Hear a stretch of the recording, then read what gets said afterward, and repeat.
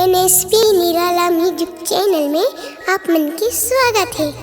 हमार नवा गीत सुने बर और हमार वीडियो ला देखे बर हमार चैनल ला सब्सक्राइब करके रखिया और हमार गाना पसंद आ जाही ता लाइक घलो कर दिहा और बेल आइकन के बटन ला घलो दबा दहा ताकि हमार गीत संगीत सब ले पहले पहुँचे आप मन कनी।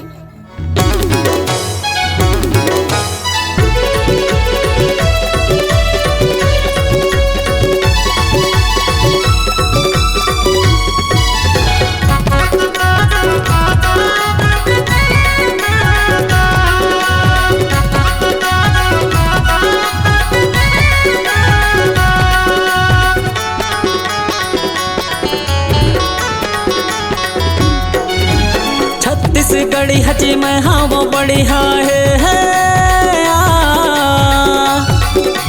छत्तीसगढ़ी हची मैं हाँ वो बढ़िया किसान बेटा मेहनत मजदूरी है अपन धरती अनोखा मैया चक्कर में फंसा के रानी झन देवे तैहा धोखा मैया चक्कर में फंसा के पगले झन देवे तैहा धोखा।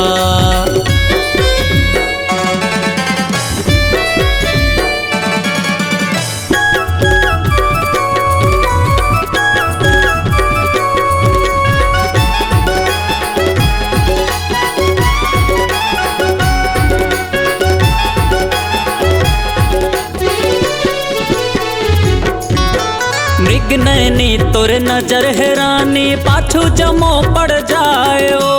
रायपुर रायगढ़ बिलासपुर माँ बवाल तैहा मचायो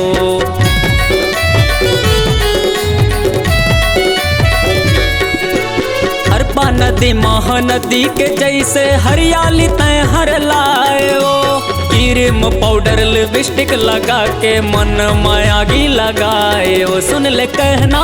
मोर मैना सुन ले कहना मोर मैना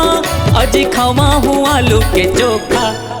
नौकरी पैसा के चक्कर में रानी वो झन देवे मोला धोखा मैया चक्कर में फंसा के रानी झन देवे तैहा धोखा।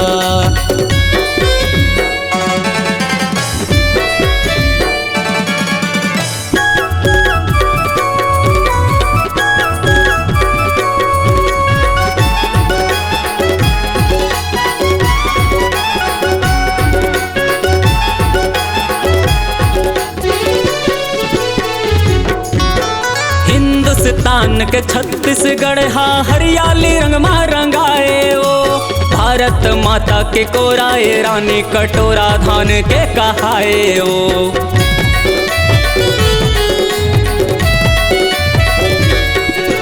खेती किसानी कर के रानी नाता रिश्ता में घुमा हूँ मन मंदिर माँ तोला बसा के रानी मैं अपन बना हूँ मूर्ति रंगा रही थे चंगा मूर्ति रंगा रही थे चंगा अजी लहरा के दिखे अनोखा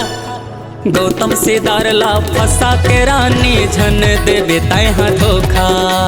मैया चक्कर माँ फंसा के रानी झन देवे मोला धोखा छत्तीसगढ़ी हजी मैं हाँ वो बढ़िया किसान बेटा मेहनत मजदूरी है अपन धरती अनोखा मैया चक्कर में फंसा के रानी झन देवे मोला धोखा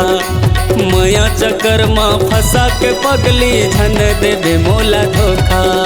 मैया चक्कर में फंसा के भकली झन देवे मोला धोखा